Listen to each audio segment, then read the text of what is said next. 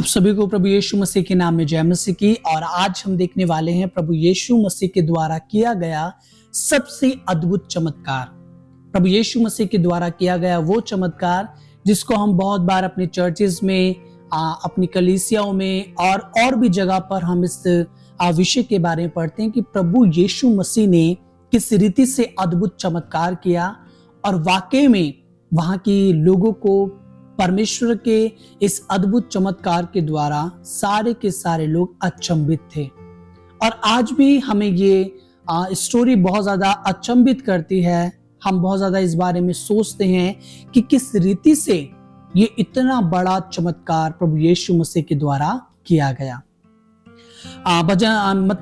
मत्ती के सुसमाचार उसके 14 अध्याय के 13 वचन में लिखा है, जब यीशु ने यह सुना तो वो नाव पर चढ़कर वहां से किसी सुनसान जगह को एकांत में चला गया।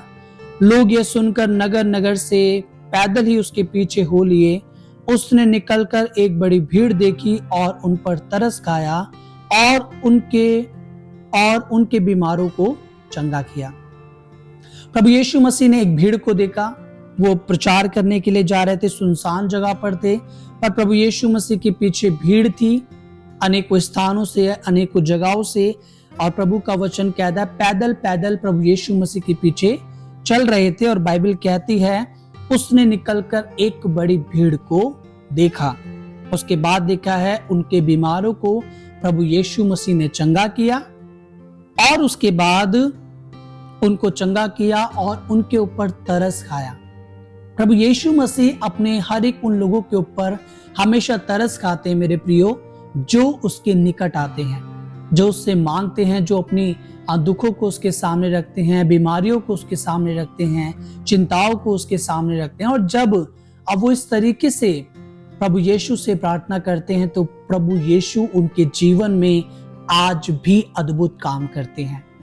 और उसके बाद आगे लिखा है, जब सांझ हुई तो उसके चेले उसके पास आकर कहा, ये सुनसान जगह है और देर हो रही है, लोगों को विदा किया जाए कि वे बस्तियों में जाकर अपने लिए भोजन मोल लें। और यीशु ने उनसे कहा, उनका जाना आवश्यक नहीं, तुम ही उन्हें खाने को दो। और यहाँ पर एक घटना होती है और वो घटना क्या है कि प्रभु यीशु मसीह के चेले कहते हैं अब इन्हें भेज दो, ये अपने लिए बस्तियों में जाएंगे, गाँव में जाएंगे, अपने लिए खाने का इंतजाम करेंगे। पर प्रभु यीशु मसीह ने कहा उनका जाना जरूरी नहीं है, तुम ही उनको खाने को दो। और जब ये बात प्रभु यीशु मसीह ने अपने चेलों से कही तो उनकी आपस में चर्चा होती है, वो चिंता करने लगते हैं और वो कहते हैं कि आगे ये कैसे पॉसिबल है, क्योंकि हमारे पास पर्याप्त धन नहीं है, हमारे पास पर्याप्त पैसा नहीं है कि हम इनको खाना खिला सकें। और उसके बाद लिखा है, आगे लिखा हुआ है, पर यीशु ने उनसे कहा उनका जाना अवश्य नहीं, तुम्हें उन्हें खाने को दो। उन्होंने उनसे कहा, यहां हमारे पास 5 रोटी और 2 मछली को छोड़ और कुछ नहीं है। ये उन्होंने जिसे आप कह सकते हैं कि प्रभु यीशु मसीह को ये बताने के लिए नहीं कि हमारे पास ये चीजें बची हैं प्रभु, पर प्रभु यीशु मसीह को ये कहने के लिए कि हमारे पास ये चीज है, क्या इन चीजों से इतनी बड़ी भीड़ खा सकती है? क्या ये पॉसिबल है? क्या ये हो सकता है? एक चीज के रूप में प्रभु के सामने उन्होंने पेश किया कि हमारे पास सिर्फ इतना ही सोर्स है। और उसके बाद लिखा है, तब उसने लोगों को उसने कहा उनको यहां मेरे पास लाओ। तब प्रभु यीशु मसीह ने कहा तुम्हारे पास क्या है? उन्होंने बोला हमारे पास सिर्फ ये है। उन्होंने कहा, प्रभु ने कहा उसे मेरे पास लाओ। वो चीजें प्रभु के पास लाई गई। और तब लिखा है, तब उसने लोगों को घास पर बैठने को कहा और उन 5 रोटियों और 2 मछलियों को लिया और स्वर्ग की ओर देखकर धन्यवाद किया और रोटी तोड़ तोड़कर चेलों को दी और चेलों ने लोगों को, और सब खाकर तृप्त हो गए। तो चेलों ने बचे हुए टुकड़ों से भरी हुई 12 टोकरियां उठाई और खाने वाले स्त्रियों और बालकों को छोड़कर 5000 पुरुष के लगभग थे। एक बहुत बड़ी भीड़ वहां पर थी और उनके पास केवल 5 रोटी और 2 मछलियां थी। पर जब वो यीशु मसीह के पास लाई गई, यीशु मसीह ने धन्यवाद के साथ परमेश्वर का धन्यवाद करके उन रोटियों को तोड़ा और अपने चेलों को दिया और अद्भुत रीति से वो मल्टीप्लाई होती चली गई। कई बार आपके और मेरे जीवन में जब बहुत थोड़े से सोर्सेज बचेंगे, जब आपके और मेरे पास बहुत थोड़ी सी चीजें बचेंगी और जब वो चीजें हम प्रभु के पास लेकर के आएंगे कि प्रभु आप इन्हें बढ़ाएं। ये दृष्टांत, ये स्टोरी हमें ये बताती है मेरे प्रियो कि प्रभु यीशु मसीह के द्वारा अद्भुत काम होते हैं। जब वो थोड़ा था तब भी प्रभु ने अद्भुत रीति से किया। बाइबल कहती है 5000 पुरुष थे, जिसमें स्त्रियों और बच्चों को छोड़ करके 5000 पुरुष थे। उन्होंने पेट भर खाया। अद्भुत रीति से वहां पर 12 टोकरे टुकड़ों के बच गए। और एक ऐसी घटना जिसने ना केवल चेलों को बहुत चकित कर दिया, पर वहां पर जितनी भी भीड़ थी वो सब के सब सोचने लगे कि किस रीति से ये अद्भुत चमत्कार हुआ है। क्योंकि जब भी आप प्रभु के पीछे जाएंगे, प्रभु आपके ऊपर तरस खाएंगे, प्रभु आपके लिए अद्भुत काम करेंगे। प्रभु आपकी हर एक आवश्यकताओं को जानते हैं। जब चेले यीशु मसीह के पास वो रोटी और मछली लेकर के आए, उन्हें नहीं पता था कि स्वयं प्रभु यीशु मसीह परमेश्वर हैं और वो अद्भुत काम हमारे जीवन में कर सकते हैं। और वहां पर प्रभु यीशु मसीह ने उनके थोड़े से जो साधन थे, संसाधन थे, प्रभु यीशु मसीह ने उन थोड़ी सी चीजों को बहुतायत के अंदर बदल दिया। ये स्टोरी हमें ये सिखाती है मेरे प्रियो, जब हमारे पास बहुत थोड़ा बचता है, जब हमारे पास कुछ भी किसी को देने के लिए शायद हमारे पास नहीं बचता या हमारे पास नहीं होता। शायद चेलों ने सोचा होगा कि 5 रोटी और 2 मछलियां जो हमारे पास बची हैं, ये शायद हम आपस में डिस्ट्रीब्यूट कर लेंगे।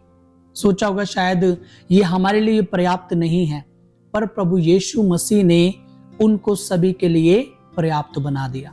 सभी के लिए वो इतनी इनफ थी कि सबने पेट भर के खाया। और उसके बाद कई बार हम अपने पार्टीज में देखते हैं, अपनी जगहों पर देखते हैं, कई बार जो छोटे छोटे टुकड़े होते हैं या कुछ पीसेज होते हैं सब्जी के अंदर, बहुत सारी चीजें होती हैं, वो बच जाती हैं। और वो ऐसे करते करते 12 टोकरे बच गए। सो ये स्टोरी हमें सिखाती है मेरे प्रियो कि परमेश्वर हमारा सामर्थी परमेश्वर है, और वो उस समय पर भी सामर्थी है जब हमारे पास बहुत थोड़े से संसाधन बचते हैं। परमेश्वर वो समय पर भी हमारे लिए अद्भुत करने वाला परमेश्वर है। जिस तरीके से उन 5000 पुरुषों के जीवन में काम किया, उसमें स्त्रियों और बच्चों की काउंटिंग नहीं थी। अगर हम उनको भी इंक्लूड करते हैं तो एक बहुत बड़ी भीड़ बन जाती है। जब आप और मैं अपने घर में कोई पार्टी या फंक्शन करते हैं तो शादी के अंदर भी ऑलमोस्ट हम सिर्फ 400-500 लोगों को बुलाते हैं, और उन 400-500 लोगों के बीच में भी हमारा लाखों में खर्चा हो जाता है। और वहां पर 5000 पुरुष की भीड़ है, जिसमें स्त्री और बच्चे काउंटेड नहीं हैं। और अगर हम उनको भी इंक्लूड करते हैं तो भी अप्रॉक्स अगर हम मान के चलते हैं तो कुछ नहीं वहां पर 20 से 25 हजार लोग हमें देखने को मिल जाएंगे। और उन 20 से 25 हजार लोगों के बारे में आज जब आप सोचेंगे तो एक बहुत बड़ी भीड़ उस स्थान पर बैठी थी, भूखी थी, प्यासी थी, और प्रभु यीशु मसीह ने उनके लिए इंतजाम किया। सो प्रभु वैसे ही आज आपके और मेरे जीवन के अंदर भी इंतजाम करते हैं। ये मैटर नहीं करता कि हमारे पास कितना बचा है, ये मैटर नहीं करता कि कितना थोड़ा हमारे पास है, पर प्रभु उस थोड़े में भी हमें आशीष करने वाले परमेश्वर हैं, क्योंकि प्रभु हमारे अद्भुत हैं और उनके लिए कोई भी काम कठिन नहीं है।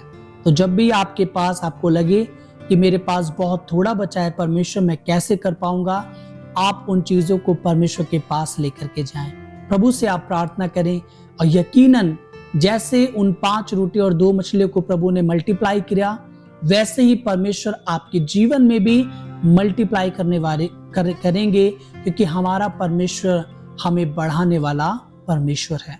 सो आप प्रभु से प्रार्थना करें और केवल अपने फाइनेंस को ही परमेश्वर के सामने लेकर के ना जाएं, पर अपनी आत्मिक जीवन को ही परमेश्वर के सामने लेकर के जाएं। प्रभु से प्रार्थना करें कि प्रभु आप मेरे आत्मिक जीवन को बढ़ा दीजिए, प्रभु मेरा वचन पढ़ने का समय आप बढ़ा दीजिए, प्रभु मेरा आपसे प्रार्थना करने का समय बढ़ा दीजिए।